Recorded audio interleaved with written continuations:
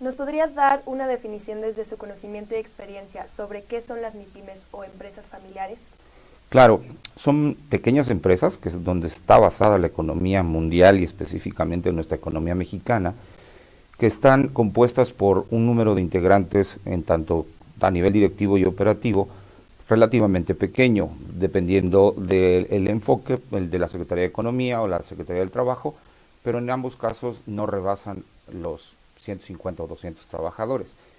Actualmente tenemos microempresas, que es lo que está floreciendo más a últimas fechas, que son empresas de 5 o 7 trabajadores y que abundan en nuestro país y a lo mejor estamos dejando de ver un poquito de cerca, ¿no?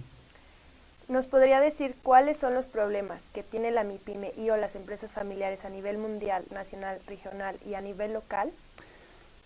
Eh, con un poco de experiencia, porque quiero decirles que estudié la maestría en administración de pymes y después de algunos años de verlo así, creo que estamos mezclando diferentes situaciones en un mismo costal.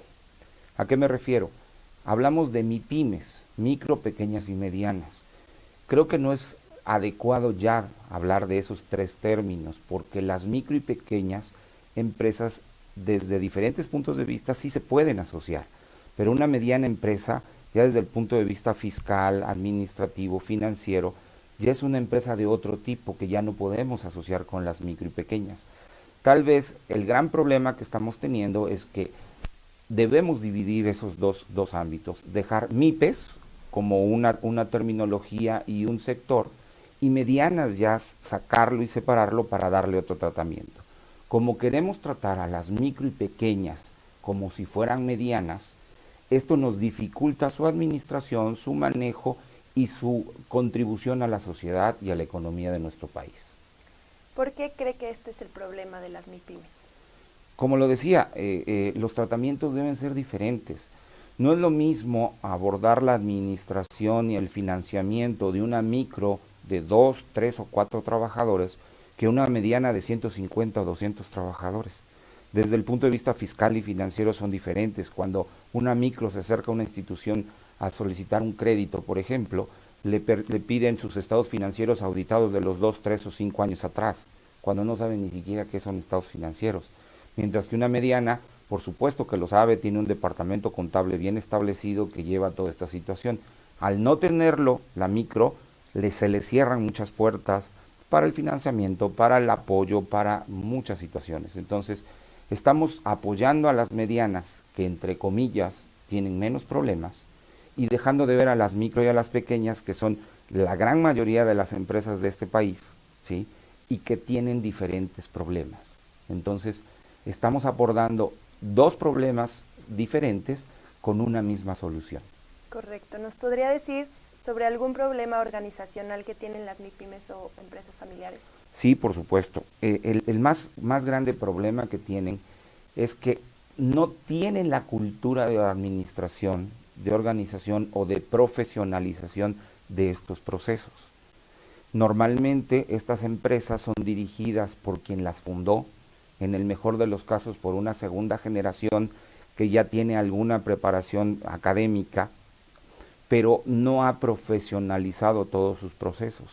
Entonces se manejan de manera más que profesional, de manera intuitiva, de acuerdo a como el padre o el abuelo lo ha manejado durante décadas más bien. Entonces, a diferencia de las empresas medianas, y ya no se diga las grandes, que estas sí ya manejan procesos, manejan sistemas, que manejan estandarizaciones, las micro y las pequeñas aún son intuitivas. ¿Nos podría decir algún problema social, tecnológico, económico o cultural que tenga la MIPYME o empresa familiar? Bueno, me estás preguntando de diferentes rubros. Primero, social. Estas empresas, como decía, son muy pequeñas, con poco poder de financiamiento, poder adquisitivo, y generalmente las personas que laboran en ellas difícilmente tienen acercamiento a las situaciones sociales, ¿sí? Es decir, a las instituciones médicas, a las instituciones de vivienda, a las instituciones de un futuro retiro, IMSS, Seguro Social, Infonavit, etcétera. Luego, desde el punto de vista tecnológico, por su pobre poder adquisitivo o poco poder adquisitivo, difícilmente también cuentan con sistemas de cómputo, sistemas electrónicos, tecnologías de información que facilite su administración y evite las pérdidas en esos famosos llamados robos hormiga, ¿sí? Desde el punto de vista humano, bueno, pues las personas se ven obligadas a trabajar 14, 15, 16 horas al día porque no hay una adecuada estandarización de los procesos, de los horarios, y entonces entran a las 7 de la noche y salen a las 9, a las 7 de la mañana y salen a las 9 de la noche, ¿no? Estando todo el día en la empresa, lo que no sucede en otro tipo de empresas con ya una estructura más profesionalizada. ¿Existen soluciones a estas problemáticas y cuáles serían? Por supuesto que existen soluciones. Yo creo que el motivo de este tipo de reuniones de gente que nos hemos dedicado a estudiar estos fenómenos es justamente para proponer alternativas, pero sobre todo no nada más proponer, sino presentárselas a las personas que están al cargo de las micro y pequeñas empresas, que como lo hemos visto en estas jornadas de trabajo, en muchas ocasiones son empresas de tipo familiar, que son administradas o generadas por el abuelo, una segunda y una tercera generación, y que no se están, nuevamente el término, y perdón por la redundancia, no se están profesionalizando. Y nosotros los académicos, que nos decimos los estudiosos del tema, tenemos que presentarles a estas personas estas opciones para que hagan de su empresa toda una organización, por pequeñita que ésta sea. ¿Nos podría decir brevemente cuáles son las contribuciones más importantes en el estudio de las MIPYMES o empresas familiares? Bueno, como decía, el 98.7% de las empresas en este país están en el rubro de las MIPYMES.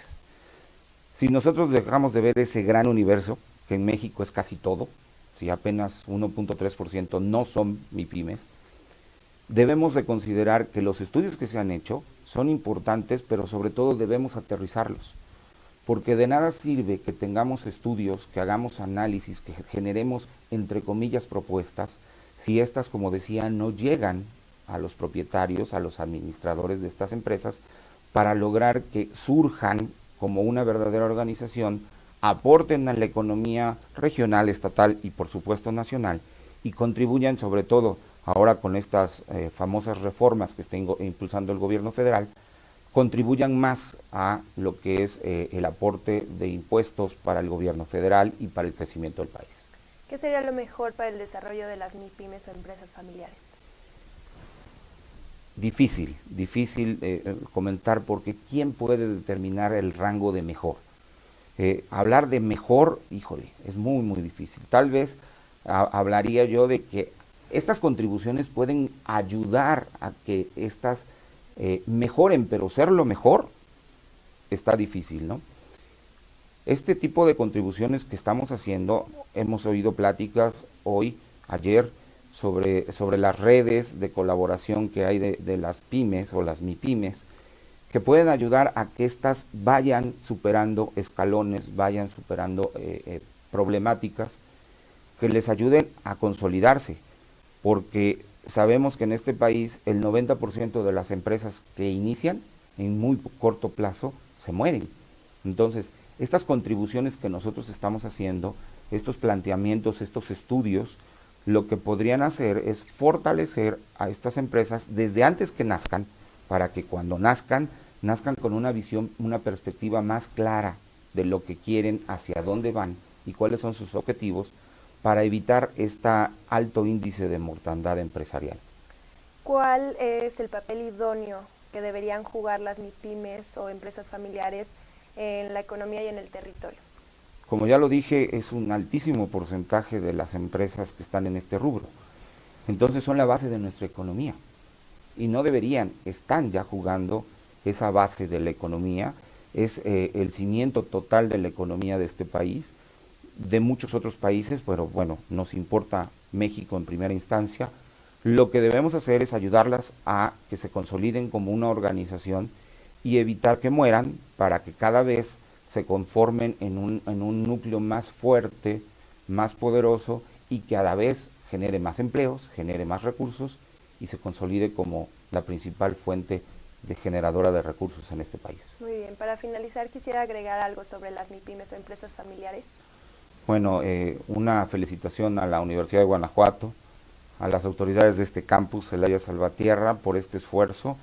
No es fácil organizar un congreso, mucho menos de la envergadura que ustedes lo están haciendo. Muchas felicidades, espero seguir siendo invitado. Créanme que estoy muy agradecido, muy contento de estar en esta tierra, en este clima tan benigno en estas fechas. Y muchas gracias, muy buenos días. Al contrario, agradecemos su tiempo y nos haya dado esta entrevista.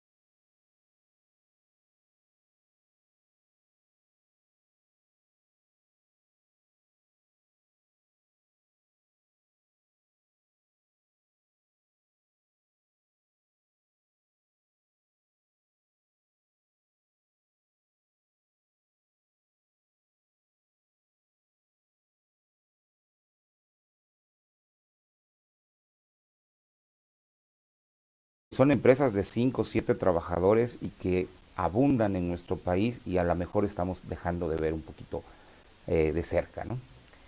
¿Nos podría decir cuáles son los problemas que tiene la MIPYME y o las empresas familiares a nivel mundial y específicamente en nuestra economía mexicana, que están compuestas por un número de integrantes en tanto a nivel directivo y operativo relativamente pequeño, dependiendo del enfoque, el de la Secretaría de Economía o la Secretaría del Trabajo, pero en ambos casos no rebasan los 150 o 200 trabajadores. Actualmente tenemos microempresas, que es lo que está floreciendo más a últimas fechas. ¿Nos podría dar una definición desde su conocimiento y experiencia sobre qué son las MIPYMES o empresas familiares? Claro, son pequeñas empresas que es donde está basada la economía.